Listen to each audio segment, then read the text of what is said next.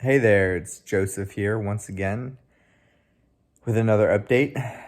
And I've been trying to figure out what it is I want to say to you.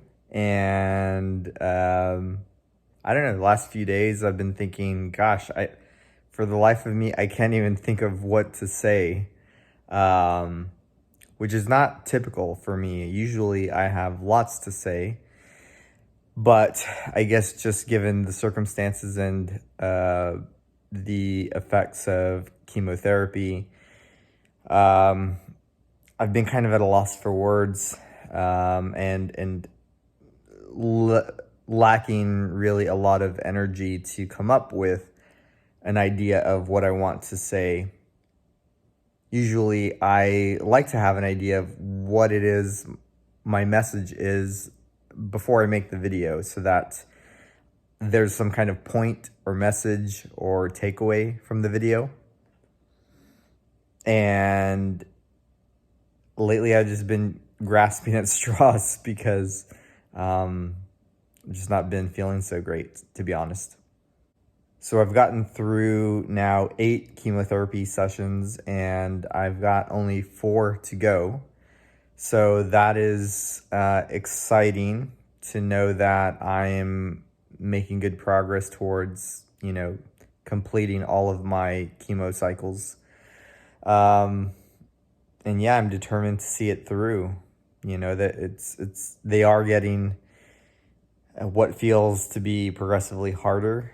Not necessarily any changes to the dosages or anything, but just the cumulative effect of the treatment.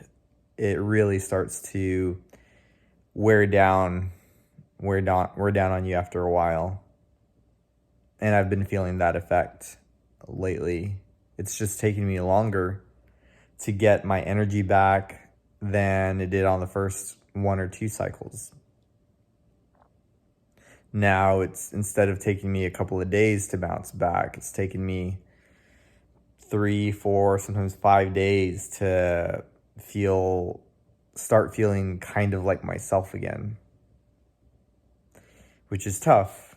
It's frustrating because I love being active and doing things outdoors and just enjoying life every day. And when I can't do that, when I'm feeling lousy and don't have enough energy to do anything like that, it's really frustrating for me because I don't really like sitting on the sofa and doing nothing and watching movies. I get bored of that, and it's hard to read a book because I don't know, it just feels mentally exhausting. And so sometimes just sit and stare into space for a while. And I don't know, I guess that's just what it is. Yeah. I mean, I talked to friends and other people, and they've said, it seems that you're handling it really well, Joseph, because you're not like hurled over and, puking your guts out or, in really bad condition, which is true. I'm grateful for that because it definitely could be a lot worse. Um, but it's hard to really even know what is normal or to be expected because I don't know. I just feel like I don't have a reference point for it. I don't, it's my first time going through this, so it's all just new to me. But when I hear about other people's experience of that kind of stuff, yeah, it does sound really scary and difficult. And I'm grateful that that's not the case for me. I'm grateful that, as bad as it is, that it's not, worse. So, I guess that's one of the lessons for me, is that even in the dark moments, even in the times where you feel exasperated, that there is something usually that you can be grateful for. Something that is good or encouraging or, um, indicative of progress.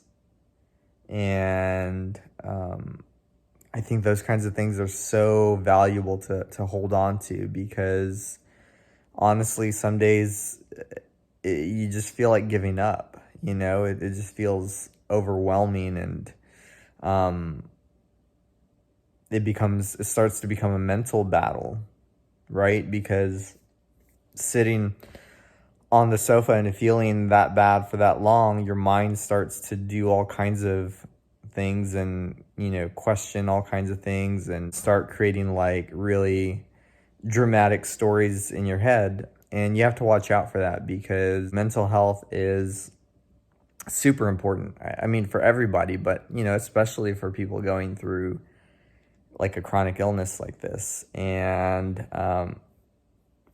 I'm becoming so aware of how big a part of this whole experience that is the whole mental health part. And finding ways to renew my spirits, and finding some really good things to do to help with that. One is having a strong social support system. My family and very close friends have been like really amazing through this, and have been helping me, supporting me throughout each phase of the journey. And I'm super grateful for that, because I've had to lean on them for support, especially when it just felt like too much, or having a good friend to just have a conversation with and distract you from the monotony of like just sitting there and feeling so terrible.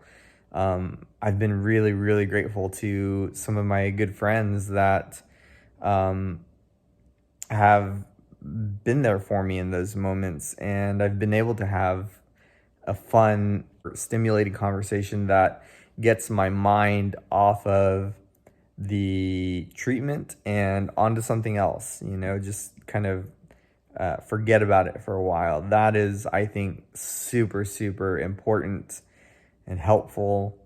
And I've been just really grateful for those people in my life. Unfortunately, I haven't been able to work out much, which is a bummer for me, because I love being active. And so that's really hard. But I keep reminding myself that this is temporary, and, I have to just get through these treatments. And once I come out on the other side and my energy returns, I can resume my active, lifestyle and doing all those things that I want to do. So that definitely gives me hope, to have that end goal in mind, and to remind myself that the time will come. I just need to be patient. Yeah, another struggle that I've been having is that I don't feel like I'm as eloquent as I used to be. I felt that, before I was on chemotherapy, that I was very good at getting my ideas out. I felt like very capable of expressing myself through words and finding the right words to say what I want to say. And now on, that I'm on chemotherapy, I find that I'm not as eloquent as I used to be right now. Like, I mean, I can speak and I can get my ideas out, but it's not as clean and precise as it was before. I stumble maybe a bit more on my words than I did before, or sometimes I'm trying to think of a word and I just can't figure out what the word is. So that happens too, and I guess that's difficult for me to accept. You know, I guess I don't I don't like being unable to express myself. I don't like being not eloquent. And that's a very not eloquent way of saying that. But see, proof right there of what I'm talking about. I don't know. Is this making any sense? Sometimes I wonder if any of it makes any sense. Yeah, it's just, I don't know. It's not like terrible to where I'm forgetting things or I lose my train of thought. You know, they talk about Chemo Brain where you completely lose train of thought or you can't like think straight. And, you know, I don't have, I wouldn't say that I have that. It's just that maybe I'm not as quick or as sharp as I, you know, would normally be. And the words don't flow out as quickly or easily as they did before. It's a little requires a little more effort, and I'm not as you know well spoken as I was before. But you know, maybe that's the fatigue, maybe that's the chemo. Who knows? Maybe it's a combination of everything. You know, and also just flat out being at a loss for words with this whole experience. Sometimes it does leave me speechless, and I'm like, how the heck did I get here? You know? So who knows? But that's another part of, you know, what's going on in my mind and what I'm going through. But, you know, all in all, I think, you know, with everything considered, I'm glad to be where I'm at right now. I'm you know, feeling positive and optimistic about my treatment, and you know, even though this, you know, the chemo sessions are feeling more difficult, knowing that I only have 4 more to go is very reassuring and encouraging, and just hoping and praying that, you know, my scans come out clean and that there's nothing else there. Right? That's the big thing, I think, for me to visualize and to prepare myself for, is that, you know, getting those clean scans. That's what I want. Obviously, wouldn't anybody? But anyways, that's all for now. I don't want to make this a long drawn out thing. Just wanted to give you that quick update.